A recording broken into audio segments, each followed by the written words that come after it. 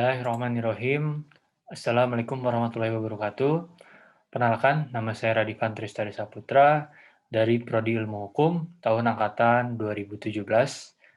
Dalam kesempatan kali ini, izinkan kami untuk memaparkan hasil karya tulis ilmiah yang berjudul Penyeludupan Hukum Perkawinan ditinjau dari Undang-Undang tahun 2019 tentang perubahan atas Undang-Undang Nomor 1 1974 tentang perkawinan dan Undang-Undang Nomor 24 tahun 2013 tentang perubahan atas Undang-Undang Nomor 23 tahun 2006 tentang administrasi kependudukan dikaitkan dengan Maqasid Al-Syariah. Oke, langsung saja ke dalam pembahasan. Ada 4 poin yang akan saya bahas. Yang pertama latar belakang, kedua identifikasi masalah, ketiga pembahasan, keempat kesimpulan dan saran. Oke, yang pertama latar belakang. Perkawinan dan agama memiliki hubungan yang sangat erat dan tidak bisa terpisahkan, sehingga agama mengatur perkawinan. Pada dasarnya setiap agama selalu menginginkan perkawinan antara seorang laki-laki dan perempuan yang satu iman atau satu agama. Pasal 2 ayat 1 Undang-Undang Perkawinan mengatakan, perkawinan adalah sah apabila dilakukan menurut hukum masing-masing agama dan kepercayaannya. Yang menjadi identifikasi masalah dalam karya tulis ilmiah ini, yang pertama, bagaimana legalitas perkawinan beda agama dengan praktek-praktek terindikasi dilakukan perubahan hukum perkawinan menurut Undang-Undang Nomor 16 Tahun 2019 tentang perubahan atas Undang-Undang Nomor 1 1974 tentang perkawinan dikaitkan dengan Maqasid Al-Syariah. Yang kedua, bagaimana kepastian hukum terhadap administrasi kependudukan dan keterkaitan Undang-Undang Nomor 16 Tahun 2019 dengan Undang-Undang Nomor 23 Tahun 2006 terhadap praktek penyelundupan hukum perkawinan beda agama. Oke, kerangka pemikirannya, perkawinan dapat dikatakan sah menurut hukum apabila dalam perkawinan tersebut memenuhi ketentuan dalam pasal 2 ayat 1 dan pasal 2 ayat 2. Pencatatan perkawinan bertujuan untuk menjadikan peristiwa perkawinan itu menjadi jelas dan memiliki akta otentik. Dalam ini maqasid al-syariah yaitu adalah maksud syariah atau tujuan-tujuan syariah sebagai gagasan dalam bahwa diturunkan Allah Subhanahu wa taala untuk mencapai tujuan-tujuan tertentu.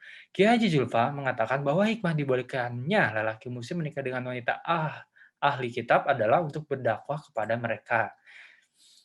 Oke. Pasal 3 Komplikasi Hukum Islam merumuskan bahwa tujuan perkawinan adalah untuk mewujudkan rumah tangga yang sakinah, mawaddah, dan warahmah, yaitu rumah tangga yang tentram, penuh kasih sayang, serta bahagia lahir dan batin. Menurut Wahyu Dharma Brata yang menjabarkan ada 4 macam tata cara penyelesaian hukum yang ditempuh. Ada 4. Yang pertama, minta penetapan pengadilan. Kedua, perkawinan dilakukan menurut masing-masing agama. Ketiga, penundukan sementara kepada salah satu hukum agama. Keempat, menikah di luar negeri. Nah, kebanyakan di Indonesia ini menggunakan menikah di luar negeri. Oke, dalam pertama ini dalam meminta penetapan pengadilan ada contoh kasusnya pasangan Andi Foni Gani yang beragama Islam dan suaminya ini beragama Katolik yang bernama Andrianus. Akhirnya lahirlah putusan Mahkamah Agung yang dijadikannya jurisprudensi nomor 1400K garis miring PDT garis miring 1986. Dilanjut, kasus yang kedua ini perkawinan dilakukan menurut masing-masing agama. Kasus yang paling terkenal ini adalah Revalo dan Indah, di mana Revalo menganut agama Islam dan Indah menganut agama Katolik. Pernikahan mereka ini dilakukan secara 2 kali. Pertama, dilakukan secara Islam, lalu 4 hari kemudian dilakukan secara Katolik. Adapun faktor-faktornya sebagai berikut. Yang pertama, faktor keluarga, kedua, faktor toleransi, dan yang ketiga, faktor konsultasi dengan tokoh agama.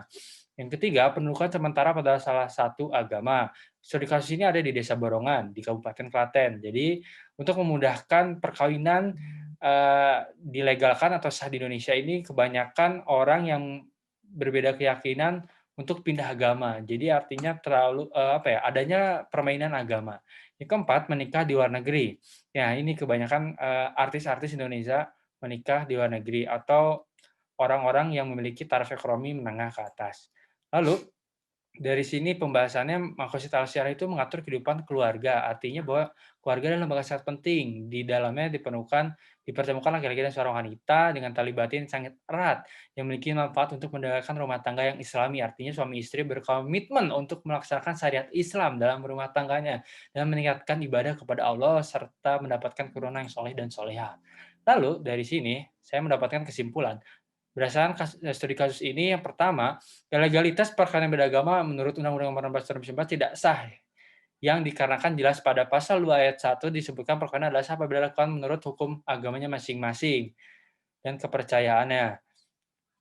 Yang kedua, kepastian hukum terhadap pencatatan sipil berdasarkan Undang Nomor 23 2006 terhadap perkawinan beda agama masih dapat dikatakan secara sah secara hukum, di mana pasal 35 huruf A menyatakan bahwa perkawinan yang ditetapkan oleh pengadilan adalah perkawinan yang dilakukan antar umat berbeda, dapat dicatatkan di instansi pelaksana, itu Dinas Kependudukan Catatan Sipil.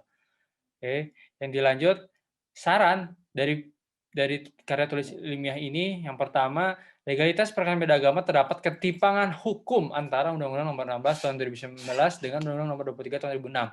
Maka perlu dibuat aturan yang jelas untuk mengisi kekosongan hukum ini mengenai perkawinan beda agama agar masyarakat mengetahui legalitas perkawinan beda agama dalam artian sah atau tidak sahnya perkawinan beda agama ini.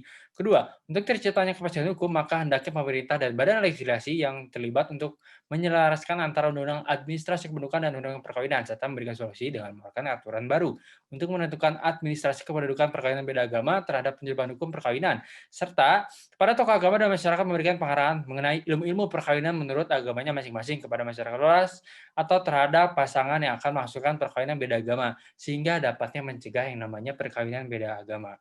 Oke, baik. Sekian pemaparan hasil karya ilmiah kami. Kurang-kurangnya mohon dimaafkan. Wabillahi taufik wal hidayah. Wassalamualaikum warahmatullahi wabarakatuh.